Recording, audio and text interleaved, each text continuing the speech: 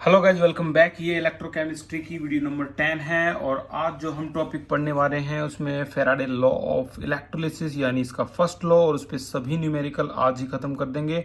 कोल्हार्स law, उसके application, उसके numerical सब खत्म हो चुके हैं लास्ट क्लास में। और आज का हमारा बहुत इंटरेस्टिंग और बहुत आसान टॉपिक है इलेक्ट्रोलाइटिक 3.5 जो है topic, electrolytic cell and electrolysis. यानी अभी तक आपने गैल्वेनिक सेल के बारे में पढ़ा था, अब आप इलेक्ट्रोलाइटिक सेल और इलेक्ट्रोलाइसिस के बारे में पढ़ोगे। सबसे पहले इलेक्ट्रोलाइटिक सेल के बारे में जल्दी से एक क्विक रिव्यू ले लेते हैं। ये बहुत आसान है और आप ये 9-10 में पढ़ के आ चुके हो।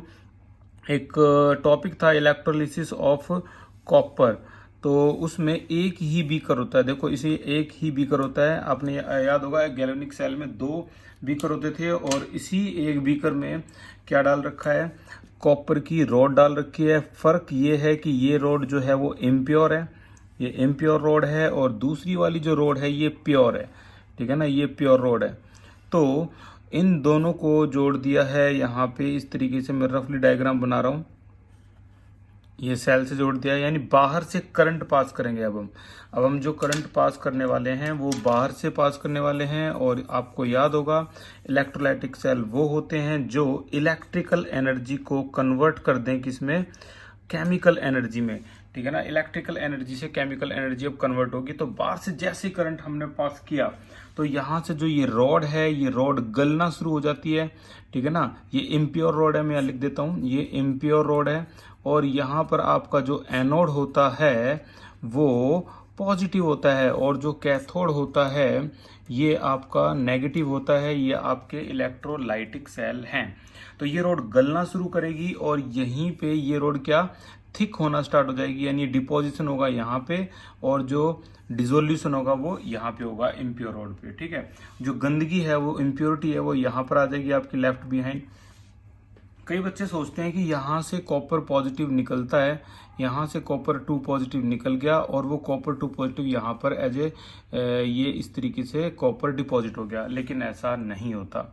ये जो कहानी है सच नहीं है। सच कुछ है तो वो ये है, देखो ये जो सॉल्यूशन है ये भी आपका किसका है, कॉपर सल्फेट का है। ठीक है, तो कॉपर सल्फेट में से इस रॉड पे, कैथोड पे, इसी कॉपर सल्फेट में से कॉपर 2 पॉजिटिव गया और यहाँ आके डिपॉजिट हो गया और अपने पीछे से ने क्या छोड़ दिया, SO4 नेगेटिव को छोड़ दिया। और वही SO4 नेगेटिव इसके साथ कंबाइन होकर क्या बना लेता है, कॉपर सल्फेट। तो प्रोसेस जो डायरेक्ट हमें दिखता है कि यहाँ से कॉपर निकला 2 पॉजिटिव और यहाँ डिपॉजिट हो गया, वो नहीं होता। ये इनडायरेक्ट प्रोसेस है। कॉपर सल्फेट में से कॉपर निकलता है, वो यहाँ जाता है और पीछे जो सल्फेट छोड़ता है वो इस वाले कॉपर के साथ क्या हो जाता है, कंबाइन, फिर से कॉपर सल्फेट बन गया। फिर से वही कॉपर यहाँ जाएगा, सल्फेट पीछे रह जाएगा, फिर ये आएगा, फिर से कॉपर यहाँ जाएगा, सल्फेट पीछे रहेगा, यहाँ से कॉपर 2 पॉजिटिव आएगा। तो ये प्रोसेस चलती रहती है और थोड़ी देर के बाद हमें पता लगता है कि ये जो रॉड है एनोड कैथोड की थिक हो जाती है और ये रॉड क्या, थिन हो जाती है। ठीक है, तो ये प्रोसेस है, ये इलेक्ट्रोलाइटिक सेल के बारे में मैंने बताया। अब एक एक करके सारे टॉपिक क्लियर करते चले जाएंगे हम। सबसे पहले है Faraday first law of electrolysis में थोड़ा सा एक बार बेस स्ट्रॉन्ग कर देते हैं हम इसको। Faraday law of electrolysis, Faraday पता होगा, फेराडे का नाम, फेराडे जो है वो 1 फेराडे की वैल्यू क्या है, तो मैं एक बार फिर से रिपीट कर दूं, हालांकि हम कर चुके हैं। जैसे हमें पता है चार्ज ऑन 1 इलेक्ट्रॉन जो होता है वो होता है 1.6 10 की पावर -19 कॉलम। तो चार्ज ऑन 6.022 इंटू 10 की पावर 23 इलेक्ट्रॉन पे कितना होगा भाई, मल्टीप्लाई कर दो। 10 की पावर -19 मल्टीप्लाई बाई 6.022 इंटू 10 की पावर 23, तो जो आंसर आएगा 96,487 कॉलम आएगा। ये charge on 1 mole of electron, 1 mole electron पे इतना चार्ज है, इसको रफली बोलने लगे 96,500 कॉलम। ठीक है ना, तो इसको रफली ये बोलने लगे और इसी को बोलने लगे 1 फेराडे।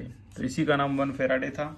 और अब आपको थोड़े थोड़े जो बेस जो है आपका वो स्टेप बाय स्टेप चलेंगे ताकि हमें ज़्यादा प्रॉब्लम ना हो। तो स्टेप बाय स्टेप चलने के लिए पहले आपको अपनी एनसीईआरटी की एक्सरसाइज में जाना होगा और इस क्वेश्चन को देखना होगा। क्वेश्चन नंबर 12 है, ये है आपका क्वेश्चन नंबर 12। देखो स्टेप बाय स्टेप चलते हैं हम, ताकि सारे कॉन्सेप्ट क्लियर हो, कुछ भी रटने की जरूरत ना पड़े कम से कम इसमें, क्योंकि इतने आसान टॉपिक को भी रटा तो फिर कोई फायदा नहीं है। क्वेश्चन नंबर 12, इन पे सभी पे निशान लगाते रहना। कह रहा है कि how much charge is required for the following reduction. Reduction का मतलब gain of electron. 1 mole Al3 positive से एल्यूमिनियम बना है, ठीक है। तो देखना एक बार ध्यान से, ये हमारा एक्सरसाइज का क्वेश्चन नंबर 3.12 ये है। तो वो कह रहा है कि पहला क्वेश्चन, इसका पहला पार्ट है 1 मोल Al3 पॉजिटिव से क्या बनाना है हमें, Al। नॉर्मली रिएक्शन क्या होती है रिडक्शन की, भाई 3 इलेक्ट्रॉन इसने गेन किए और ये क्या हो गया, एल्यूमिनियम में कन्वर्ट हो गया। हमें तो ये दिखता है कि एक एल्यूमिनियम आयन ने 3 इलेक्ट्रॉन गेन किए और एक एल्यूमिनियम एटम बन गया, लेकिन ऐसा नहीं है। रिएक्शन के अंदर हम इसको कैसे रिप्रेजेंट करते हैं, 1 मोल एल्यूमिनियम 3 पॉजिटिव आयन ने 3 मोल इलेक्ट्रॉन गेन किए और ये 1 मोल आपका एल्यूमिनियम डिपॉजिट हो गया, ठीक है। तो अभी हम देखने वाले हैं कि कितना चार्ज रिक्वायर हुआ होगा इसके लिए। तो प्रोसेस जो है वो ये है, charge required is equal to, देखो 1 मोल इलेक्ट्रॉन के लिए इतना चार्ज है, तो 3 मोल इलेक्ट्रॉन के लिए कितना चार्ज हो जाएगा भाई, आंसर आ गया इसका 3 फैराडे, यानी 3 को मल्टीप्लाई करना है हमें 96,500 कॉलम से, and your answer will be 2,89,500 column, ठीक है। तो इस तरीके से हम क्वेश्चन को करेंगे। उम्मीद आपको ये क्वेश्चन आसान लगा होगा, और स्टेप बाय स्टेप चलते रहेंगे, देखते हैं टॉप शुरू से जो बॉटम है उससे हम टॉप तक कहाँ तक जा पाएंगे, ठीक है। तो अगला क्वेश्चन देखो भाई, अगला क्वेश्चन है कि अब की बार आपको क्या करना होगा। क्वेश्चन है कि 1 मोल कॉपर 2 पॉजिटिव जो है उससे कॉपर आपका बना है। अब यहाँ पे मैं छोटी छोटी बातें आपको ऐड करता चला जाऊंगा, तो अब देखना जरा ध्यान से। इमेजिन करो हमारे इस सेल में कॉपर की जगह एल्यूमिनियम होता है, एल्यूमिनियम की जो ये रॉड है ये डिप होती है इलेक्ट्रोड जो है, और यहाँ अगर मैं आपसे ये बोल देता कि 1 मोल एल्यूमिनियम डिपॉजिट हो गया, एक नहीं 1 मोल एल्यूमिनियम डिपॉजिट हो गया, तो पता है 1 मोल एल्यूमिनियम डिपॉजिट होने का क्या मतलब है। 1 मोल एल्यूमिनियम डिपॉजिट होने का मतलब है, आपको तो पता है 1 मोल क्या होता है, मास इन ग्राम अपॉन में मोलर मास।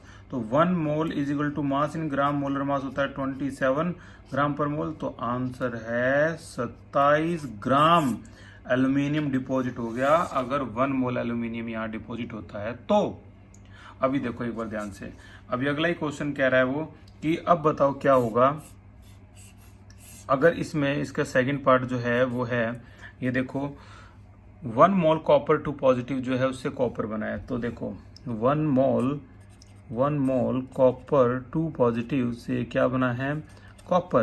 तो फिर से रिएक्शन लिख देंगे हम, copper 2 positive plus 2 electron gain, और क्या बन गया आपका कॉपर। तो मैं क्या लिखने वाला हूँ, चार्ज रिक्वायर्ड, कितना रिक्वायर्ड हो गया चार्ज, तो आंसर है 2 इलेक्ट्रॉन यानी 2 फैराडे, क्योंकि 1 मोल है ये 2 मोल है, ये 1 मोल है, ठीक है ना। 2 फैराडे का मतलब है 2 × 96,500 column, and your final answer will be 1,93,000 column. इतना चार्ज की जरूरत होगी 1 मोल कॉपर को डिपॉजिट करवाने के लिए। अब तो आप समझ रहे हो, यहाँ पे अगर मैं कहूँ 1 मोल कॉपर डिपॉजिट हो गया तो समझ लो कितना चार्ज की जरूरत होगी उसको, 1,93,000 कॉलम की चार्ज की जरूरत होगी इतना 1 मोल कॉपर डिपॉजिट करवाने के लिए, ठीक है। 1 मोल कॉपर को अगर आपको लिखना पड़े कि ये कितना ग्राम होता है, वैसे तो इसकी जो वैल्यू है वो हम देख के लिख सकते हैं कि 1 मोल कॉपर की जो असली जो वैल्यू है वो कितनी होती है। तो मैं आपको बता दूं, इसकी मान लो 58.5।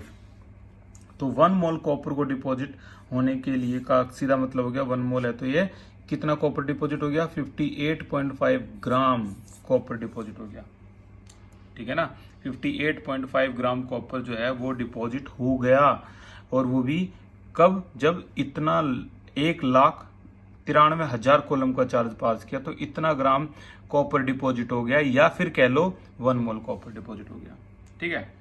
उम्मीद है ये स्टेप बाय स्टेप आपको ये चीजें समझ में आ रही होंगी, और ये बहुत आसान है। आपको इन द एंड ये लगेगा कि फैराडे लॉ जो इलेक्ट्रोलिसिस है ये पूरे चैप्टर में सबसे आसान टॉपिक लगा आपको।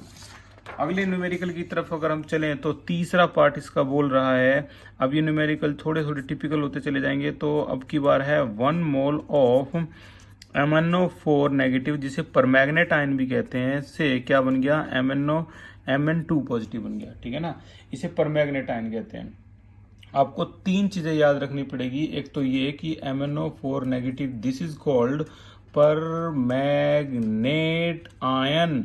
और अगर ये MnO4 2 नेगेटिव है तो याद रखो, डी ब्लॉक के लिए पहले से ही तैयार रहो, इसको कहते हैं पर हटा दो, this is called your manganate ion, this is called manganate ion, manganate ion.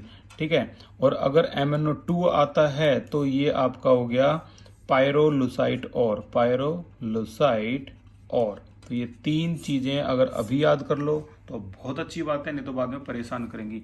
इनको रजिस्टर के टॉप पे हाईलाइट कर लेना। अच्छा, अब इस चीज में कैसे पता करोगे आप कितने इलेक्ट्रॉन गेन हुए हैं। MnO4 सिंगल नेगेटिव से बना है आपका क्या, Mn2 positive. Very simple, Mn का ऑक्सीडेशन स्टेट निकाल दो। मैग्नीज का कितना होता है भाई, यहाँ से निकालोगे तो +7 x करके, जिसे नहीं आता मैं बता देता हूँ, x -2 को 4 से, ऑक्सीजन की वैलेंसी होती है -2, 8 -1, देन वैल्यू इज 7। 7 में कितने इलेक्ट्रॉन, यहाँ निकालोगे तो आपका +2 आ जाएगा, ये ऑक्सीडेशन स्टेट है। ठीक है, या फिर इसको ऑक्सीडेशन नंबर ही बोल सकते हो। कितने इलेक्ट्रॉन गेन किए भाई, 5 इलेक्ट्रॉन गेन किए, तब आया +7 से +2। ठीक है ना, तो 5 इलेक्ट्रॉन से पता लग गया चार्ज रिक्वायर्ड, तो charge required is equal to कितना, आपका चार्ज रिक्वायर हो गया यहाँ पर 5 फेराडे। ठीक है ना, तो 5 फेराडे का मतलब 5 × 96,500 column, and your final answer will be 4,82,500 column. ये आ गया आपका, ये क्वेश्चन एग्जाम में आया हुआ है बोर्ड में। ठीक है, तो थोड़ा थोड़ा दिमाग में इमेजिनेशन बनती जा रही होगी आपको कि किस तरीके से हम ये इलेक्ट्रोलाइटिक सेल को हम रीड करने वाले हैं। अगला एनसीईआरटी का एक और क्वेश्चन है, इसको भी यहीं खत्म कर देते हैं। ये है आपका 13 में भी कहा गया है कि बताओ how much electricity in term of Faraday, इस बार कॉलम में निकालने की जरूरत नहीं है, फेराडे में निकाल दो, is required to produce 20 gram of calcium from molten CaCl2। Very good. तो देखो, मान के चलो कि 20 ग्राम ऑफ कैल्शियम यहाँ पर डिपॉजिट हो गया। आपकी बार कैल्शियम की रॉड थी, ठीक है, 20 ग्राम कैल्शियम यहाँ डिपॉजिट हो गया, और जो सॉल्यूशन था वो कॉपर सल्फेट का ना होके इस बार किसका सॉल्यूशन है, इस बार आपका ये सॉल्यूशन है CaCl2 का। तो बताना है कितना डिपोजिशन हुआ, कितनी इलेक्ट्रिसिटी लगी है ये काम करने में। ठीक है, तो चेक करते हैं इसको भी कैसे निकालेंगे। ये है हमारा एक्सरसाइज का क्वेश्चन नंबर,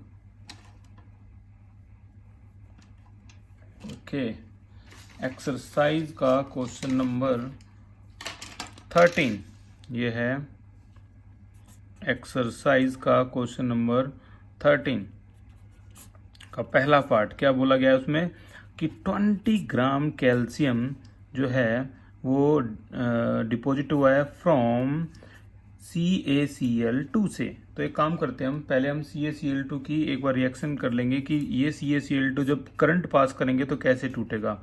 कैल्शियम 2 पॉजिटिव में टूटेगा और 2Cl नेगेटिव में टूटेगा, तो हमें यही चाहिए था। अब हम कैल्शियम को पिक करते हैं, एक कैल्शियम 2 पॉजिटिव यानी 1 मोल कैल्शियम 2 पॉजिटिव को 2 मोल इलेक्ट्रॉन की जरूरत होती है कैल्शियम एज ए डिपॉजिट होने के लिए। तो यहाँ से हमें पता लग गया कि हमें 2 फेराडे की जरूरत है, लेकिन वो हमसे पूछ रहा है कि बताओ फेराडे में आंसर क्या होगा अगर 20 ग्राम कैल्शियम यूज करते हैं। तो ठीक है भाई, हम सिंपल सा एक सेटअप बनाते हैं, 1 mole of calcium deposit, simple 1 mole of calcium deposit. ये देखो, ये 1 मोल ऑफ कैल्शियम डिपॉजिट होती है कब, जब 2 फेराडे इस्तेमाल होते हैं। अब 1 मोल ऑफ कैल्शियम को ग्राम में चेंज कर लो, कितना ग्राम होता है 1 मोल, सभी को पता है। ये हो गया आपका कैल्शियम का एटॉमिक नंबर 20, मास 40। तो 40 ग्राम कैल्शियम जो है वो डिपॉजिट हुआ है 2 फेराडे से, और वो पूछ रहा है बताओ 20 ग्राम कितने से हुआ।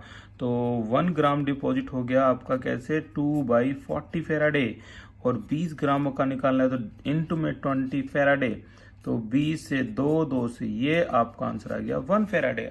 तो 1 Faraday of electricity is required for the deposition of 20 gram of calcium ठीक है ना। अगर हम इसमें आपका कैल्शियम क्लोराइड रखें और ये रॉड कैल्शियम की लगाएं तो, ठीक है। इतनी इलेक्ट्रिसिटी पास करोगे तो आपका 1 फेराडे की इलेक्ट्रिसिटी पास करोगे तो इतना ग्राम 20 ग्राम के लिए 1 फेराडे की इलेक्ट्रिसिटी पास करनी पड़ेगी, और 40 ग्राम के लिए 2 फेराडे की इलेक्ट्रिसिटी पास करनी पड़ेगी, ठीक है। इस तरीके से आप इसको निकाल सकते हो। इसी का जो सेकंड पार्ट है वो भी देखते हैं। तो इसका जो सेकंड पार्ट है वो कह रहा है, क्या कह रहा है वो भी देखो। जो सेकंड पार्ट है वो है 40 gram of aluminium from Al2O3, पिघला हुआ, मोल्टन होता है पिघला हुआ Al2O3, ठीक है। तो इसकी रिएक्शन भी लिख के देख लेते हैं एक बार। Al2O3 से अगर ये डिसोसिएट होगा तो 2Al3 पॉजिटिव प्लस में 3O2 नेगेटिव, पता है ना सभी को इसके आयंस के बारे में। तो इस तरीके से डिपॉजिट हो जाएगा। लेकिन हमें तो क्या देखना है यहाँ पर, एल्यूमिनियम। तो एल्यूमिनियम की मेन रिएक्शन देख लेंगे। एल्यूमिनियम 3 पॉजिटिव है तो 3 इलेक्ट्रॉन गेन करेगा, तब जाके 1 एल्यूमिनियम आपका डिपॉजिट होगा, या फिर कह लो 1 मोल एल्यूमिनियम डिपॉजिट होगा। अगर आप 3 मोल इलेक्ट्रॉन पास करते हो और एक क्या नाम है मोल आयन के लिए, एल्यूमिनियम आयन के लिए, फिर से सेम प्रोसेस बार बार रिपीट हो रहा है। हम फिर से वही स्टेटमेंट लिखेंगे, क्या 1 मोल ऑफ एल्यूमिनियम डिपॉजिट अगर करवाना है तो आपको कितना 3 फेराडे का चार्ज चाहिए होगा, और 1 मोल एल्यूमिनियम के डिपॉजिट के लिए 3 फेराडे। लेकिन हमारे पास कितना बोल दिया, 1 मोल एल्यूमिनियम का मास कितना होता है, अगर हम देखें तो 27 ग्राम एल्यूमिनियम के लिए 3 फेराडे हो गया, और हमें तो 40 ग्राम के लिए टारगेट दे रखा है। तो फिर से लिख दो, 1 ग्राम के लिए कितना आ जाएगा, 3/27 हो गया, और 40 के लिए इंटू में 40, आपका आंसर आएगा 40/9, और जिसकी वैल्यू होती है आपकी 4.44 फेराडे। तो ये आपका आंसर आ गया 4.44 फेराडे, ठीक है। इस तरीके से हम ये आंसर निकाल सकते हैं। बड़ा सिंपल वे है ये निकालने का कि कितना अमाउंट जो है इसका in term of Faraday required होगा अगर आपको 40 ग्राम एल्यूमिनियम डिपॉजिट करवाना है। तो इमेजिनेशन में ले जाओ वही, यहाँ पर देखो आपको Al2O3 है आपका सॉल्यूशन, करंट पास किया बाहर से, ठीक है, और 40 ग्राम एल्यूमिनियम डिपॉजिट होने में आपका 4.44 फेराडे का चार्ज लगेगा। दिमाग में बार बार आता होगा ये चार्ज निकालते कैसे हैं वगैरह वगैरह। आज की क्लास में आपका कोई क्वेश्चन या कोई डाउट रहेगा ही नहीं, ठीक है ना। तो ये भी होगा खत्म। तो अब हम लिख लेते हैं कि Faraday first law of electrolysis क्या होता है, ठीक है। तो फेराडे का पहला लॉ इलेक्ट्रोलिसिस का करते हैं स्टार्ट। तो देखो भाई, Faraday first law of electrolysis,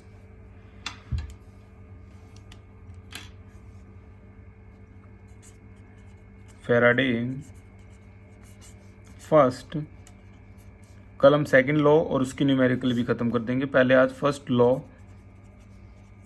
of electrolysis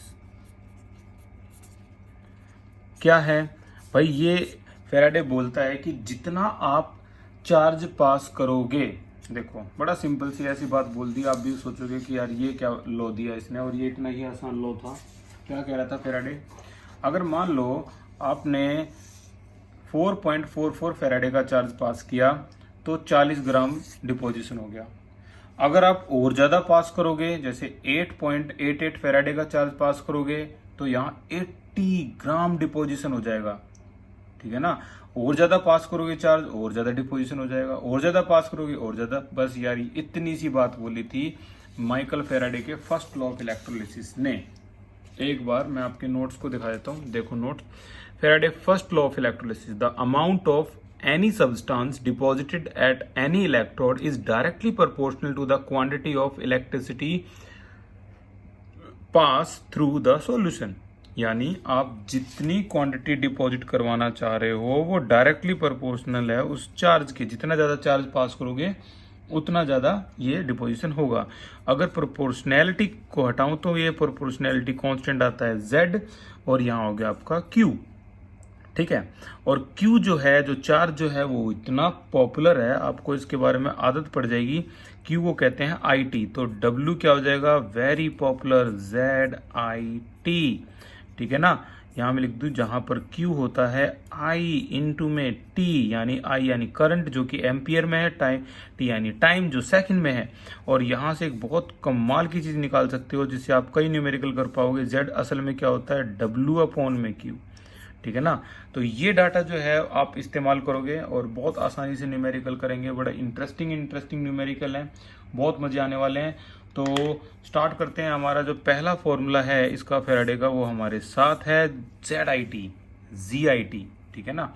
तो इससे भी कर सकते हैं। मैं आपको हर क्वेश्चन को करने के दो तरीके बताऊंगा, जो भी आपको अच्छा लगे उस तरीके से क्वेश्चन को कर दो। तो पहला क्वेश्चन आपके एनसीईआरटी में 2.15 है, अभी हम इसको करने वाले हैं और एक्स्ट्रा क्वेश्चन जितने होंगे सभी को देखेंगे।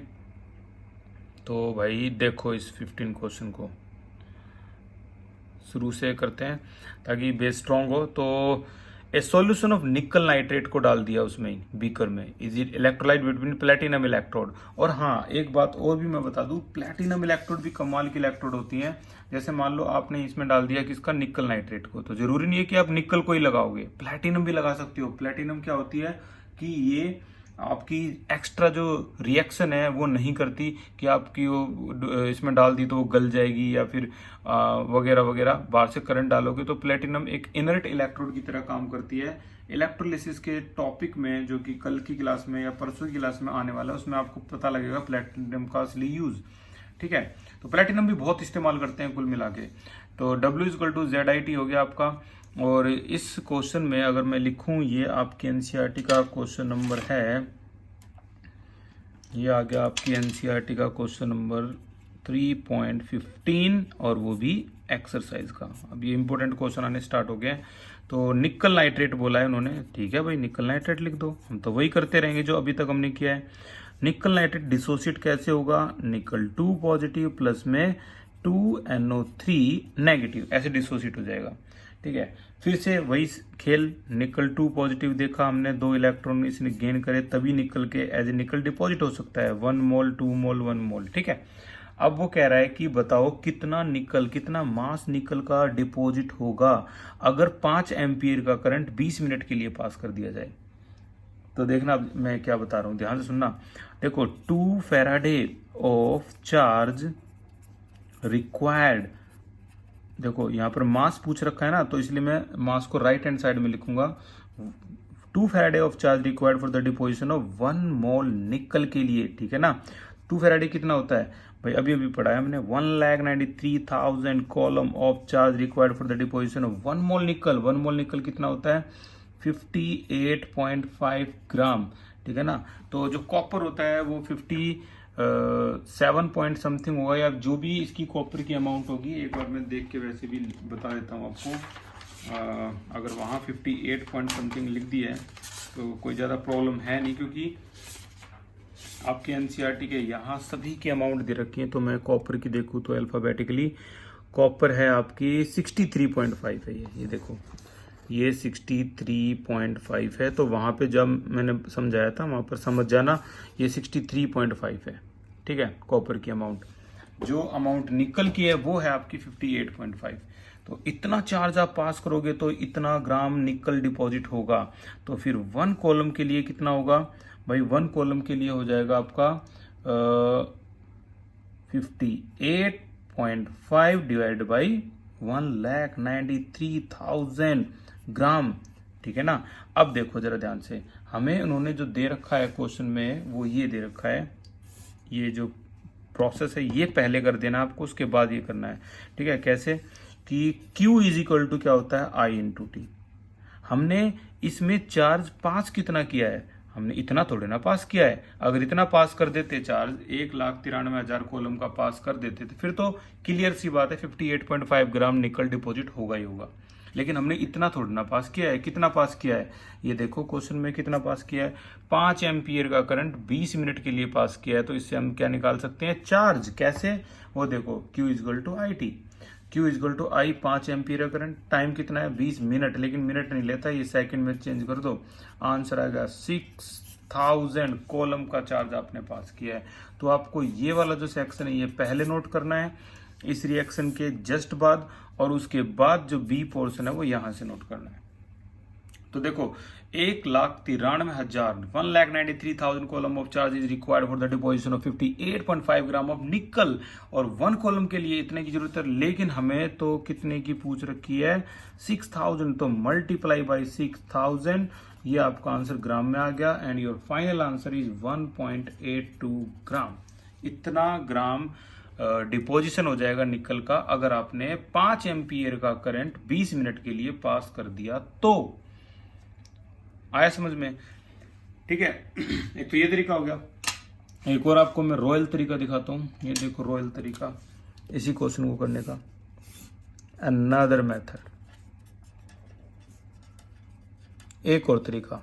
ठीक है, क्या तरीका ये भाई? पहला स्टेप ऐसा कैसे लिखना है, दूसरा स्टेप ये भी ऐसे कैसे लिखना है। यानी दूसरा स्टेप में लिख देता हूँ, चलो मैं पूरा ही पहला स्टेप भी लिख देता हूँ। निकल नाइट्रेट जो कि डिसोसिएट हो जाएगा एज ए निकल 2 पॉजिटिव प्लस में 2NO3 नेगेटिव, और यहाँ फिर से लिख देता हूँ मैं निकल 2 पॉजिटिव ने 2 इलेक्ट्रॉन गेन कर लिए और क्या बन गया ये निकल। ठीक है, अब ध्यान से देखना दूसरा तरीका क्या है। इसमें तो आपको कुछ करना ही नहीं, सीधा सीधा फार्मूला लगा दो। यार क्या पूछ रहा है वो, डब्लू पूछ रहा है, वो पूछ रहा है डब्लू, बताओ क्या होगा। तो आंसर है हमारा ZIT। आप कहोगे I 5 एम्पियर, T अभी भी देखा है 20 मिनट, तो सेकंड में कर लिया। तो Z क्या है, Z अगर Z निकल गया ना समझ लो सारा क्वेश्चन हो गया खत्म। देखो Z यहां से निकाल लो यार बड़े आराम से। Z क्या होता है आपका W अपॉन में Q, Z होता है W अपॉन में Q। W भाई W होता है कितना मास की जरूरत होगी, और Q होता है चार्ज। तो यहां से देख लो चार्ज कितना है 2 फेराडे, तो यहां लिख सकते हैं 1,93,000 2 फेराडे को, याद है ना 2 फेराडे चार्ज। अच्छा W यहां से देख लो भाई 1 मोल का निकल कितना हो गया 58.5। क्वेश्चन में वहां एग्जाम में मोलर मास गिवन होगा। तो अब जो भी Z की वैल्यू आई है ये किसी जो आपकी रियल इक्वेशन होती है ना, ये देखो ये आपकी रियल इक्वेशन है। रियल इक्वेशन को देख के आप Z बड़े आराम से लगा सकते हो। W निकल का मास देख के लिख दो, ठीक है ना, आपको पता है कैसे, मोल कॉन्सेप्ट से। Q यार इलेक्ट्रॉन देख के लिख दो, जितना भी फेराडे उतना को मल्टीप्लाई करके लिख दो, सिंपल। अब आपको करना क्या है, वैल्यू को यहां लिखना है, मल्टीप्लाई बाई क्या 58.5 डिवाइड बाई 1,93,000। ठीक है ना, देखो ये कैलकुलेशन वही बन गई पूरी की पूरी। 58 डिवाइड बाई दिस और इस सभी को मल्टीप्लाई करेंगे तो 6,000, वही कैलकुलेशन आ गई आपकी। ठीक है ना, तो वही कैलकुलेशन बन गई, फिर से मल्टीप्लाई कर दो, आपका आंसर आ गया 1.82 ग्राम। तो आपके पास दो तरीके हैं, या तो ऐसे कर लो या ऐसे कर लो, दोनों से आंसर सेम आएंगे और दोनों में पूरे नंबर मिलेंगे। जिनको समझ में आ गया कॉन्ग्रेचुलेशन, जिनको नहीं आया तो निराश होने की कोई जरूरत नहीं है, हमारे पास और भी कई केस हैं आज। ठीक है, तो एक और केस डिस्कस कर लेते हैं यहाँ पे।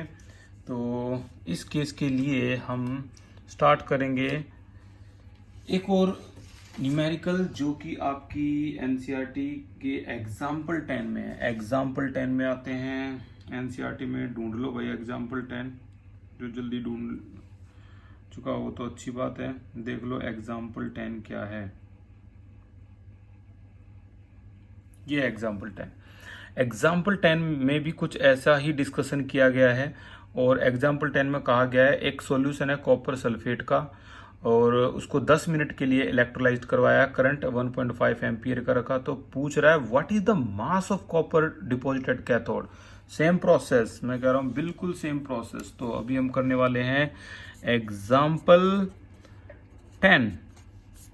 तो प्रोसेस अभी भी वही है, कॉपर सल्फेट डिसोसिएट होगा, कॉपर 2 पॉजिटिव प्लस में 2 इलेक्ट्रॉन शट 2 पॉजिटिव और SO4 2 नेगेटिव में। ठीक है, यहां से कॉपर 2 पॉजिटिव को ले लेंगे तो 2 इलेक्ट्रॉन गेन करके क्या बन जाएगा कॉपर। ये तो करना ही है। अब आपके पास मैंने बताया 2 तरीके हैं, जो भी आपको आसान लगे उससे कर दो यार, बहुत सिंपल है, दोनों ही तरीके आसान है।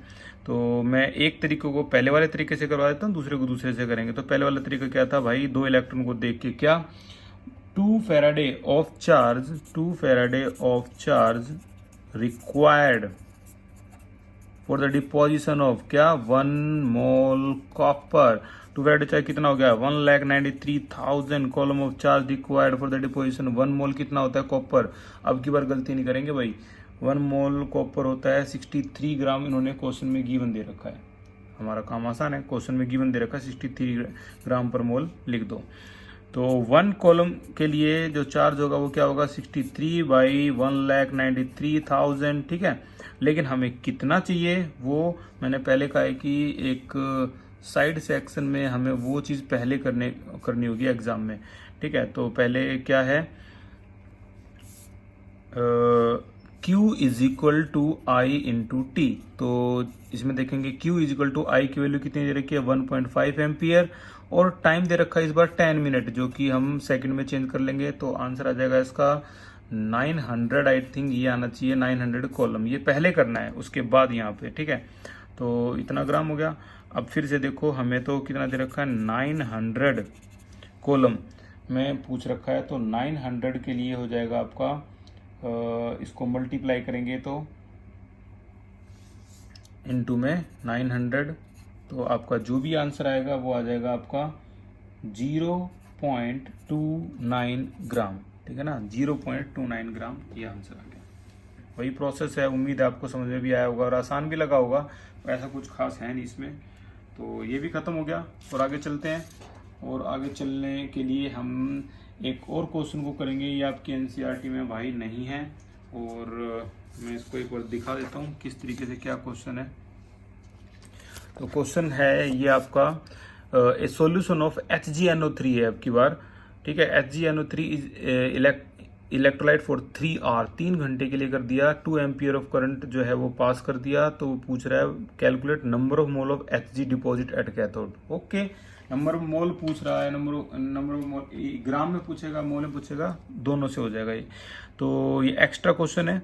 तो HgNO3 ये है और ये डिसोसिएट होगा तो Hg2 पॉजिटिव प्लस में NO3 सिंगल नेगेटिव है तो 2 NO3 नेगेटिव, तो भाई ट्वाइस करना जरूरी है, ठीक है। Hg की बात है तो Hg2 पॉजिटिव ने 2 इलेक्ट्रॉन गेन कर लिए और हमारा जो मिल गया वो Hg मिल गया, ठीक है। अभी हम दूसरा तरीका लगाने वाले हैं। तो दूसरा तरीका क्या था W is equal to ZIT, ठीक है ना, यही था। तो कितना है ये करंट, मैं देख के लिख रहा हूँ भाई 2 एम्पियर का करंट है और 3 घंटे का मतलब है 3 × 60 के लिए पास कर दिया। Z क्या होता है, Z होता है W अपॉन में Q, जो कि रियल इक्वेशन को देखकर बड़े आराम से बताया जा सकता है। W है जो 1 मोल मरकरी का मास जो कि गिवन दे रखा है 200.6 डिवाइड बाई Q 2 फैराडे है भाई, 2 फैराडे से ये दूसरा तरीका इस्तेमाल कर रहा हूँ मैं, आपको पता अच्छी तरह से कैसे। 2 फैराडे का मतलब 1,93,000, ठीक है ना। ये आपकी Z की वैल्यू आएगी, इसको यहाँ लिख दो फिर से 200.6 अपॉन में 1,93,000। और मैं तो हमेशा ही बोलता हूँ कि लॉग एंटी लॉग का यूज करो अगर हैवी कैलकुलेशन है। And your final answer will be, जो मास जो डिपॉजिट होगा इसका वो हो जाएगा 2.22.45 ग्राम, ये हो गया। लेकिन उन्होंने ये पूछा नहीं है, अगर आप ध्यान से देखो क्वेश्चन को, उन्होंने ये नहीं पूछा है। उन्होंने पूछा है कि नंबर ऑफ मोल निकालो। तो नंबर ऑफ मोल क्या होता है, मास in gram, molar mass. Mass in ग्राम कितना है, नंबर ऑफ मोल है तो 22.45 और मोलर मास तो दे ही रखा है 200.6। आपको क्या करना है, इसको डिवाइड करना है और आपका नंबर ऑफ मोल आ गया 0.00119 मोल, ये आ गया, ठीक है। तो ये तरीका है इसका, ठीक है। बहुत सिंपल है और आपको समझ में भी आया होगा, नो डाउट। यहाँ तक तो हो गया इसका ख़त्म। जो अब और जो क्वेश्चन हैं उनको भी हम डिस्कस कर लेते हैं, जो आउट ऑफ एनसीईआरटी के हैं और जो लास्ट ईयर बच्चों ने नहीं किए थे। इस बार अप टू डेट क्वेश्चन ज़्यादा हो रहे हैं, ठीक है। तो चेक कर लेते हैं एक एक करके। आपको एटॉमिक मास वहाँ से देखना है, ठीक है। अगर पूछ रखा हो तो दिल्ली 2015 में जो क्वेश्चन आया था ये होमवर्क है, ये आपको इसका आंसर निकालना है, ठीक है। आज की ही क्लास में मैं इन सभी के जो आंसर है आपके पास मैसेज सेंड कर दूंगा, इन सभी के जो कल की क्लास में पूछे गए थे उनके आंसर। ये होमवर्क है पहला 75। और आगे अगर हम देखें तो कौन कौन से हैं इसमें, ये देखो पूछ रखा है state Faraday's first law of electrolysis. ठीक है, ये क्वेश्चन है calculate mass of AG deposited at cathode. अगर 2 एम्पियर का करंट पास किया जाए AgNO3 में 15 मिनट के लिए और मोलर मास इस तरह से एग्जाम में गिवन होगा, तो देखते हैं कितने बच्चे निकाल पाएंगे। 2017 का एक और होमवर्क। ठीक है, तो 78 भी आपको ऐसे करना है। ठीक है, इसके अलावा और देखते हैं जो क्वेश्चन है state Faraday first law of electrolysis. Okay, how much charge in term of Faraday is required for the deposition of 1 mole of copper two positive से कॉपर। आज ही कराया हमने। आंसर है 2 फैराडे। 2 फैराडे का मतलब 1,93,000 कॉलम। ये भी हो गया। ठीक है, okay, how much electricity in term of Faraday is required for 20 gram of calcium from KCaCl2। आज की क्लास में ही किया है, ये भी खत्म हो गया, ये भी करने की कोई जरूरत नहीं है। ओके, एक बार ये क्वेश्चन देते फिर ये देखते हैं। क्वेश्चन है कि how many column are required to reduce 1 mole Cr2O7 negative to Cr3 positive. तो ये जो क्वेश्चन है इसका 84, ये मैं आपको करवा रहा हूँ। ये है डाइक्रोमेट। ठीक है ना, ये डाइक्रोमेट है। तो डाइक्रोमेट का फॉर्मूला होता है Cr2 1 मोल 84 आपकी mtg और Cr2O7 2 नेगेटिव से बनाना है हमें Cr3 पॉजिटिव। तो नो प्रॉब्लम। तो ये डाइक्रोमेट है 2 नेगेटिव। यहाँ पर अगर निकालें तो ऑक्सीडेशन नंबर +6 आएगा। आप चाहो तो चेक कर ले सकते हो उसको। और इसमें ये एरो और ये आपका Cr3 पॉजिटिव है। करना क्या है आपको रेडॉक्स रिएक्शन का ये तरीका यूज करना होगा जहां हम बैलेंस करने के लिए AOC इस्तेमाल करते थे। पहले एटम बैलेंस करो ऑक्सीजन को छोड़ के, ऑक्सीजन और हाइड्रोजन को छोड़ के। 2 हैं तो यहाँ 2 लगा दो। फिर ऑक्सीडेशन नंबर असाइन कर दो +6, यहाँ +3। फिर इसको बैलेंस कैसे करते हैं ऑक्सीडेशन नंबर को बाय इलेक्ट्रॉन। तो इलेक्ट्रॉन में देखो कितने हो गए, टोटल ऑक्सीडेशन नंबर देखो कितना है। 1 क्रोमियम का 6 तो 2 क्रोमियम का कितना हो गया 12। यहाँ 3 2 जा 6 तो यहाँ 12, यहाँ 6 यानी 6 इलेक्ट्रॉन लिखने होंगे यहाँ पर। ठीक है, और आपका जो आंसर आ जाएगा वो आ जाएगा आपका 6 फैराडे। ठीक है, तो इसका जो आंसर होगा 6 फैराडे और 6 फैराडे को मल्टीप्लाई कर दे तो देखो क्या पूछ रखा है इन्होंने क्वेश्चन में। Coulomb, how many coulomb of charge required. तो charge required is equal to 6 faraday और 6 इंटू 96,500 कॉलम। आपका आंसर आएगा 5,79,000 कॉलम। ठीक है, ये आंसर आ जाएगा आपका। तो इस तरीके से अगर ये क्वेश्चन ऐसा देखो, ये एनसीईआरटी में नहीं है लेकिन ये आ चुका है आपका, तो ऐसे क्वेश्चन पे अपने जो खास निगाहें हैं वो रखा करो इस पे, ऐसे क्वेश्चन पे। ठीक है, और अगले क्वेश्चन को करते हैं। देखो एक क्वेश्चन, ये बहुत अच्छा क्वेश्चन दिया गया है। Silver is uniformly electro deposited on A metallic vessel जिसका सरफेस एरिया जो है वो 900 सेंटीमीटर स्क्वायर है। ठीक है, बाई पासिंग करंट ऑफ इतने आर के लिए कैलकुलेट करके दिखाओ थिकनेस ऑफ सिल्वर जो कि उस पर डिपॉजिट हुई। डेंसिटी सिल्वर की दे रखी थी, एटॉमिक मास सिल्वर का दे रखा है। ठीक है, तो वो थिकनेस पूछ रहा है तो हमें एरिया दिया हुआ है। ठीक है, ये क्वेश्चन बहुत आसान है। अगर आप इसको इस टर्म में देखते हो तो ये आपको बहुत आसान क्वेश्चन लगेगा। तो देखो अगर सिल्वर की ही बात हो रही है तो ये मैं इस पर लिख देता हूँ 83 है। अगर सिल्वर की ही बात हो रही है तो हम यहाँ कह सकते हैं कि इलेक्ट्रोड जो रिएक्शन है, मेन जो रिएक्शन है Ag पॉजिटिव, और इसी तरीके से सिल्वर वहाँ डिपॉजिट होता होगा। ठीक है, और अगर हम इसकी बात करें कि क्वांटिटी ऑफ इलेक्ट्रिसिटी जो है वो रिक्वायर कितनी हुई होगी, तो मैं पहले से इसका क्यू निकाल दूँ ताकि बाद में दिक्कत ना हो। I इंटू में T, जैसा कि क्वेश्चन में दिया गया है कि करंट कितना पास किया है 0.5 एम्पियर का, और ये 2R के लिए है। तो 0.5 एम्पियर का करंट 2 घंटों के लिए, तो 2 इंटू 60 इंटू 62 आपका जो चार्ज है वो कॉलम में आ गया कितना 3600 कॉलम, ये इतना चार्ज आ गया। ठीक है, अब मेरी बात जो है उस ध्यान से सुनते रहना। आपको सारा खेल समझ में आ जाएगा। हम ना सिल्वर को ग्राम में और निकाल लेते हैं, फिर इसकी थिकनेस निकालेंगे कि कितना ग्राम सिल्वर डिपॉजिट हुआ होगा वहाँ पे, ठीक है। तो सेम प्रोसेस वही, वैसे तो दोनों में से कोई मेथड यूज कर लो यार, दोनों ही आसान है। तो इस मेन रिएक्शन को देख के हम कह सकते हैं कि चार्ज रिक्वायर्ड, दो में से कोई भी एक तरीका जो है वो मैं लगा रहा हूँ, तो कितना, एक है, तो 1 फैराडे ऑफ चार्ज रिक्वायर्ड, ठीक है, कितने के लिए, 1 मोल सिल्वर के लिए। तो 1 फैराडे कितना होता है, 96,500 कॉलम ऑफ चार्ज रिक्वायर्ड, किसके लिए, 1 मोल कॉपर, पहले दे दिया क्वेश्चन में 108 ग्राम है। तो हमारे पास कितना टारगेट है, इतना है, तो 1 कॉलम के लिए हम क्या लिखेंगे, 108 डिवाइडेड बाई 96,500 और यहाँ है 3,600 मल्टीप्लाई 3,600, ये वैल्यू ग्राम में आ जाएगी। तो हमें इतना पता लग गया कि कितना सिल्वर वहाँ डिपॉजिट हुआ है, कितना हो गया भाई, 4.03 ग्राम, ठीक है। इस तरीके से अगर क्वेश्चन को ध्यान से देखो और वो पूछ रहा है थिकनेस बताओ कितनी है, तो बड़ा सिंपल है। आप एक काम करो, लेट थिकनेस को आप मान लो x, ठीक है। अब ध्यान से सुनना जो चीज मैं बोलने वाला हूँ। डेंसिटी क्या होती है, मास अपॉन वॉल्यूम।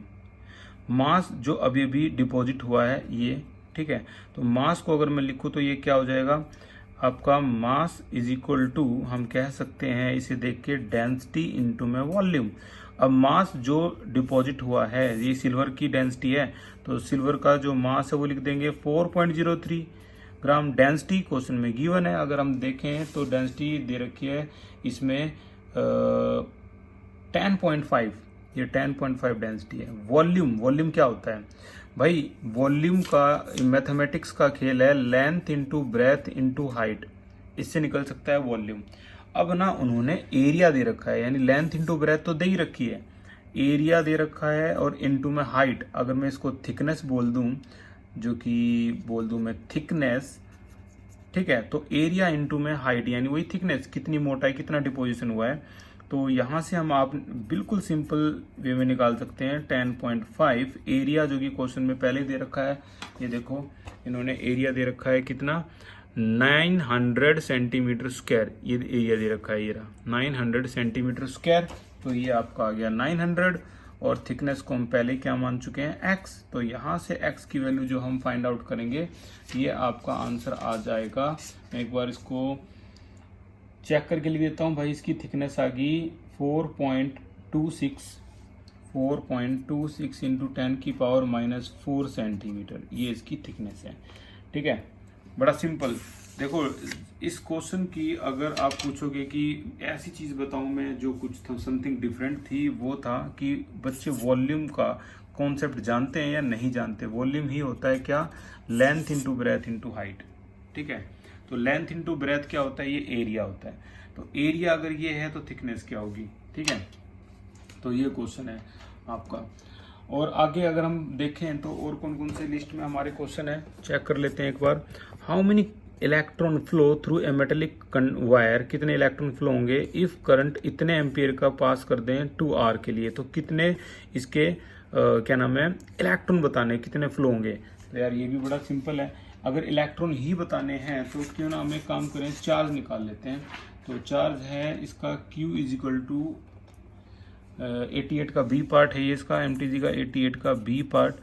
तो यहाँ हाउ मेनी इलेक्ट्रॉन पूछा है, तो और ये भी नहीं बताया एलिमेंट कौन सा है, बस इतना बोल दिया मेटेलिक वायर, अपने आप करो जो करना है। तो Q is equal to I into में T, ठीक है, I इंटू में T। तो I कितना है, करंट में देख के बताऊँ तो 0.5 एम्पियर है, तो ये 0.5 एम्पियर, टाइम है 2R, तो 2 इंटू 60 इंटू 60 ये हो जाएगा, ठीक है।